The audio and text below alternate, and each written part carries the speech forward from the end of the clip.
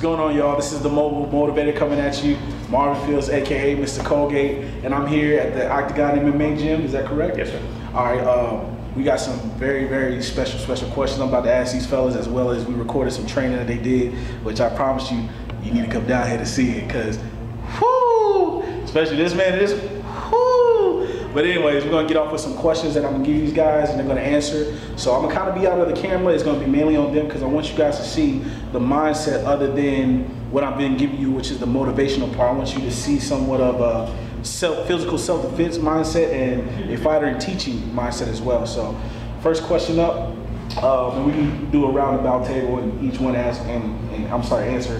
What does it take to be a martial artist or a fighter or someone who can adequately do self-defense other than the physical aspect?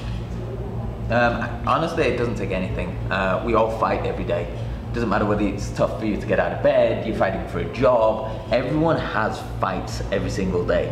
Mentally, it might be with your wife, it might be your spouse, your kids. There's fights happening every single moment that we're alive. And we take those fights. All you see in a fighter is someone that does that physically. All we do is take those fights and we just represent ourselves physically. So it's just a physical representation of who we are when we fight.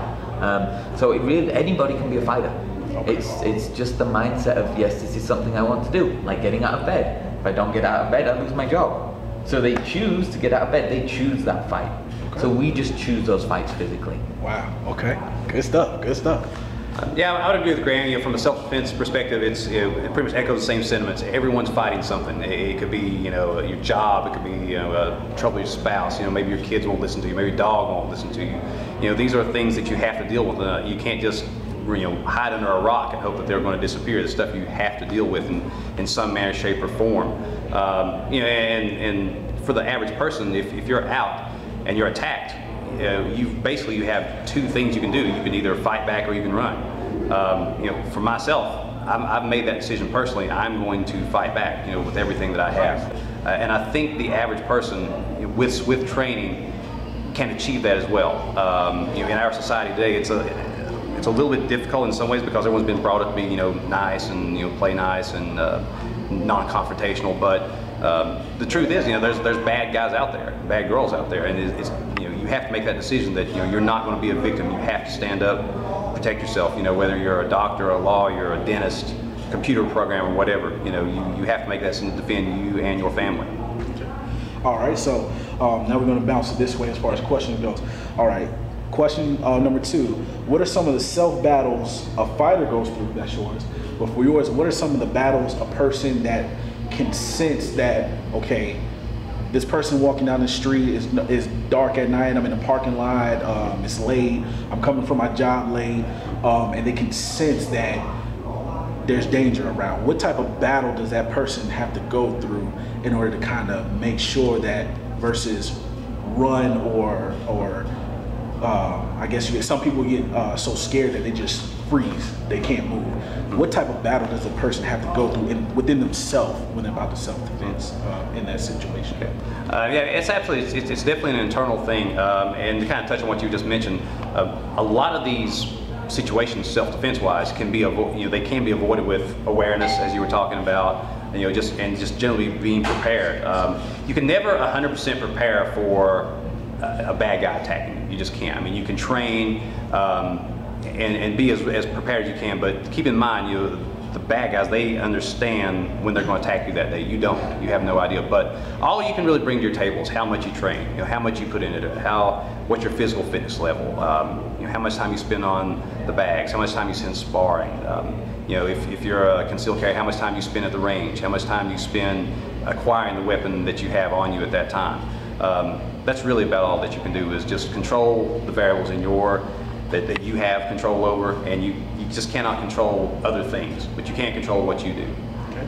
And like I said, once again, also the same question for you, but in a fighter's perspective, what type of battle does a fighter go through when they're preparing for a fight? Yeah, right before a fight, normally when people get into fights, it's a situation that they react to. You're at the bar with your friends, someone picks a fight with you. It's just a situation you just react.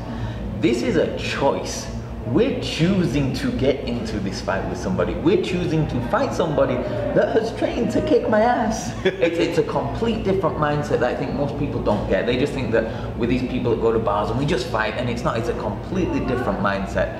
I remember walking out for my first ever fight.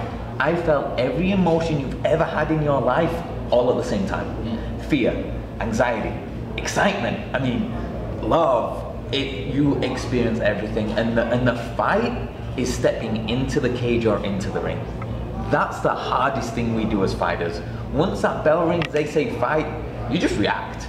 You just do what you've trained to do. But the hardest thing is addressing them and walk out to the ring. That's a really hard thing. And what do we experience? We experience everything, every emotion. Okay, and that goes off to the next question. And like I said, we'll bounce back again. So when you get in the ring, like you were saying, and bing, it's go time. Within the fight itself, what are some of the things that you're actually thinking about as the match is actually going on? So you're actually in the heat, punches being thrown, kicks being thrown, tackling. You know, you hear your coach, you hear his coach, the crowd roaring. What are some of the thoughts that are going through your mind as you're actually in the fight? If you're fighting correctly, nothing. It's a clear mind. You're just reacting, and the reacting comes from the skills that you've trained. So you know if your opponent does this, you should be doing that. So you're just reacting. If you start thinking in a fight, you're already behind.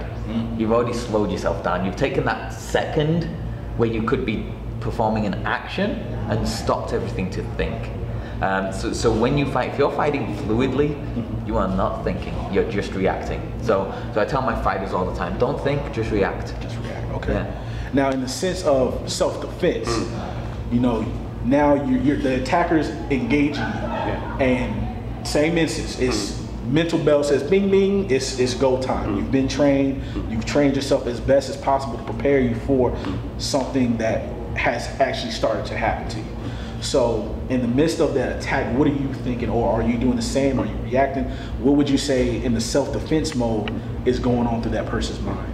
I think it's very similar as far as the actual fight is concerned, because if you're thinking, that's not such a good thing.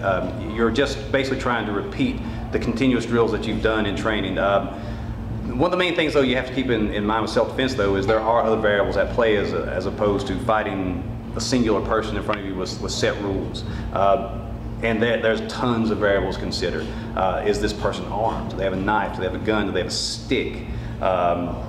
Do they have friends? Are there multiple attackers involved? Are they on drugs? The terrain you're on pavement? Are you on, is there gravel? Are you in between cars? Are you pressed up against a wall? Are you on the ground? I mean, there's tons and tons of variables that can go into a self-defense situation. But what I try to recommend about people is keep in mind, you can only fight one fight at one time. Specifically, if it's like multiple attackers, you can't fight 10 people at once. Hopefully you can get one or two, and then hopefully maybe get to a safe place if possible. But yeah, as far as the actual thought process, it's just execute what you've been trained to do. Okay. So now this is the next question. So we've gotten to that point. Now let's back it up to the preparation part. What type of mindset does a person have to effectively, efficiently train? There's going to be days where they don't want to get out of bed. They're tired, or they went so hard the days before, their bodies are sore, they're aching, but they know, hey, this training, I have to do this because it's something that I need to do as far as self-defense goes, so I can protect me and my family. And this is something I have to do to get prepared for this fight I have 6 months down the road. So with that type of thought process, what would it take for the person to effectively and efficiently, like where does their mind have to be in the self-defense area of effectively training? Okay, well, I think one of my favorite quotes is from a guy named Darren Hardy. It says, if you can create a big enough why for why you're doing something, then you can find a way to do it.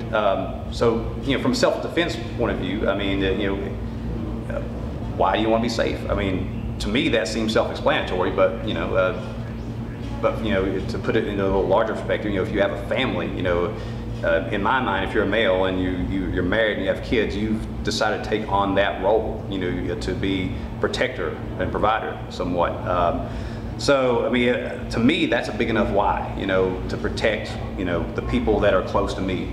From a fighting perspective, I'm not 100% sure, but, kind of like I said, if if that's not a big enough reason for you to put in the hours of training when you don't feel like it, and you know, honestly, we don't always feel like it.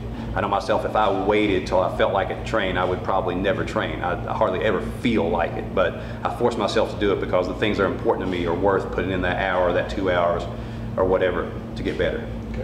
And like I said, yeah, for a fighter, they have to be okay with sacrifice.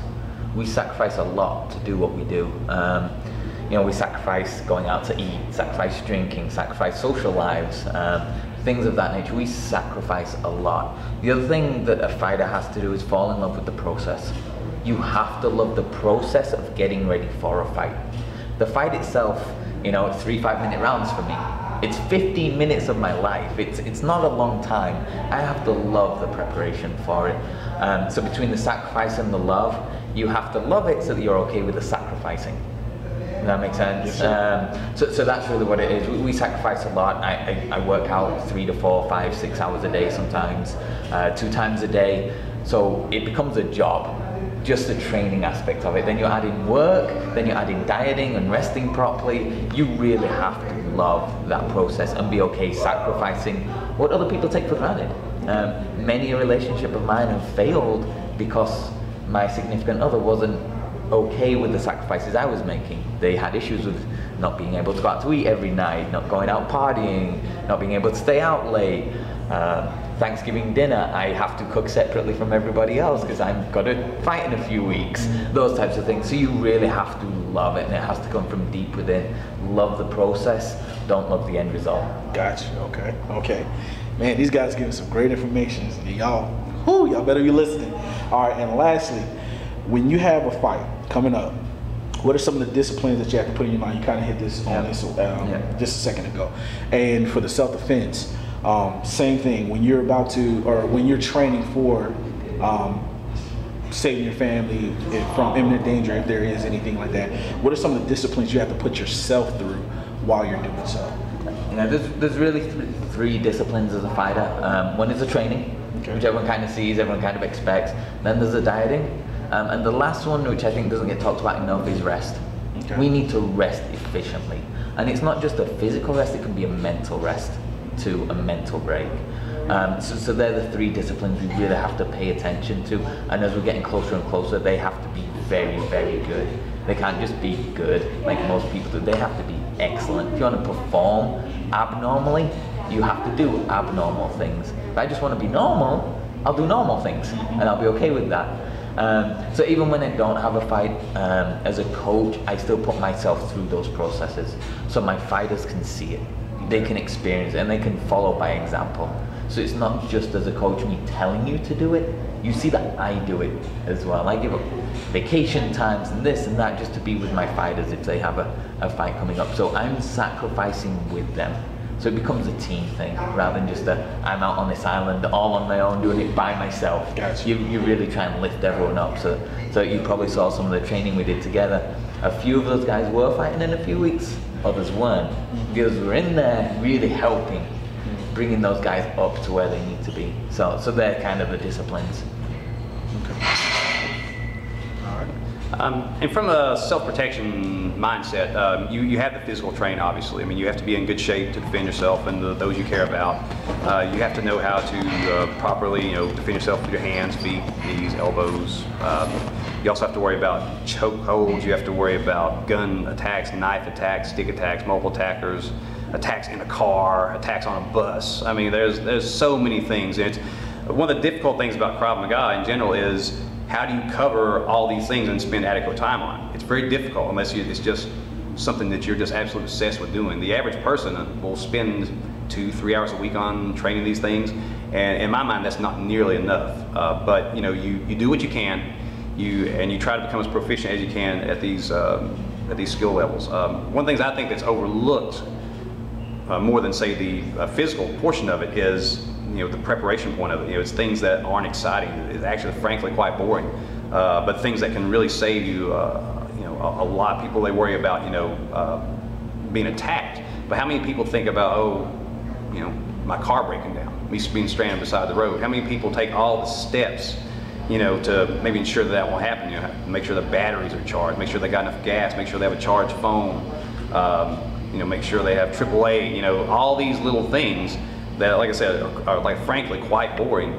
They just kind of push off to the side, and you can make a case for such things like such as the house. How many people do fire drills? I mean, but the chance, honestly, the chance of you being attacked and the chance of your house catching on fire, the chance of your house catching on fire is quite a bit higher, but people don't train for such things. So there's many things. You can go as far as cyber theft, Facebook bullying. I mean, there's tons and tons of things, and it's really just hard to cover every single one of them. But do the best you can, work hard, control the things you control, and hopefully none of these things will happen to you.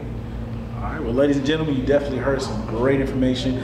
If you need to replay this video or replay it, I promise you probably wouldn't catch everything that they're saying as much as I'm catching, because I'm physically here. So if you're watching it remotely or wherever you're watching it, replay it again, take notes, listen to what they're saying. These guys are on the professional level, teachers, fighters.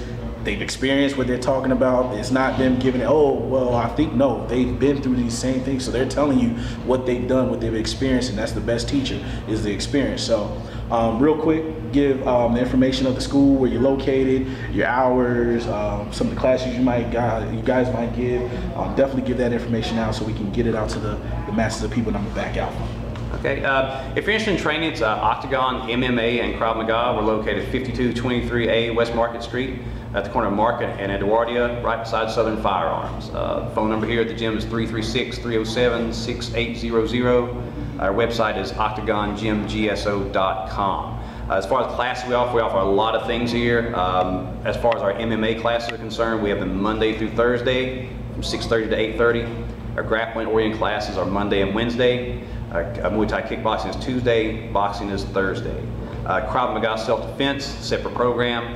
It's Mondays and Wednesdays at 6:30, Tuesdays and Thursdays at 6, and Saturday morning at 9. We also have some women's fitness classes, cardio kickboxing, Monday through Friday from 5:30 to 6:30 p.m. All right, I'm gonna shake you guys' hand. I definitely appreciate you guys doing this, because you didn't have to. But man, great information, y'all. Great information, and that's it, guys. We'll see you later. All right, thanks.